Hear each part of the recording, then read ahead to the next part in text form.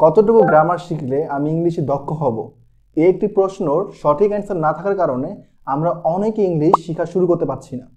আজকে আমরা জানবো যে ঠিক কতটুকু গ্রামার শিখলে আমার জন্য মোটামুটি ইংলিশে একটা লেভেল আসা সহজ হয়ে যাবে। শুরুতে আপনাকে টেন্স এবং ভার্বের ব্যবহার সঠিকভাবে জানতে হবে।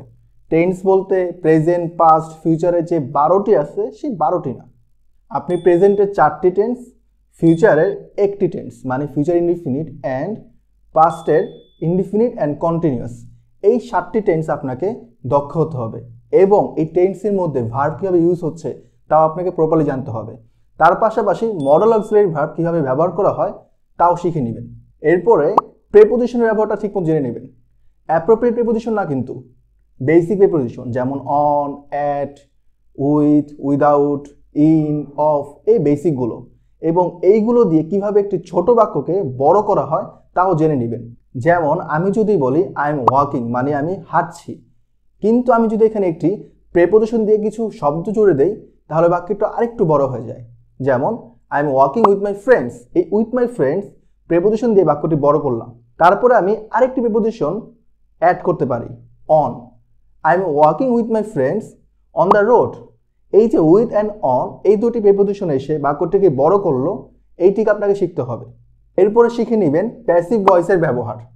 I have build a website, আমি এটা বলতে পারি, কিন্তু অনেক জায়গায় আমরা দেখতে পারি আ ওয়েবসাইট হ্যাজ বিন বিল্ড, এই যে হ্যাজ বিন বসলো, বিল্ড হইলো এবং ওয়েবসাইটটি সাবজেক্ট হিসেবে ব্যবহার হলো।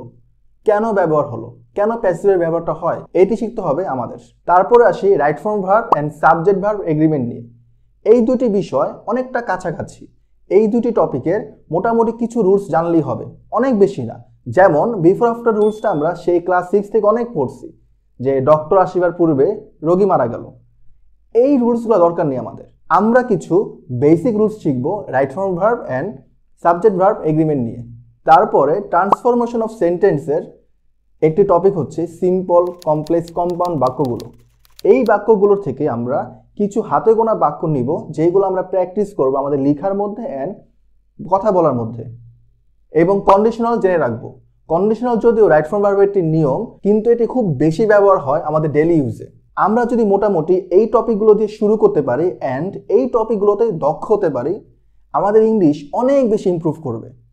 কিন্তু আমরা যেটা করি, আমরা ন্যারেশন দেখি, আমরা ডিগ্রি দেখি, ট্যাগ কোশ্চেন, মডিফায়ার, এই টাইপ কিছু টপিক দেখে আমরা বেশি ঘাবড়িয়ে যাই।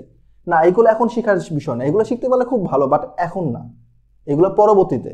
আপনি যদি আমার বলার আগে টপিকগুলো ঠিকমতো আয়ত্ত আনতে পারেন, আপনার ইংলিশের টেনশন দূর হয়ে যাবে। কারণ আমরা ভাষাটাকে ইউজ করা শিখব। গ্রামার এত ডেপথ আমাদের দরকার নেই। শেষ কথা হচ্ছে, জটিল টপিক আমরা শিখব কিন্তু শুরুতে না। আর জটিল টপিকের ব্যবহার আসলে অত বেশিও না। প্রথমে যে টপিকগুলোর কথা বললাম সেগুলো আমাদের মূল টপিক। এই টপিকগুলো নিয়ে আরও বিস্তারিত জানতে চোখ রাখুন ইংফ্লোর পেজে।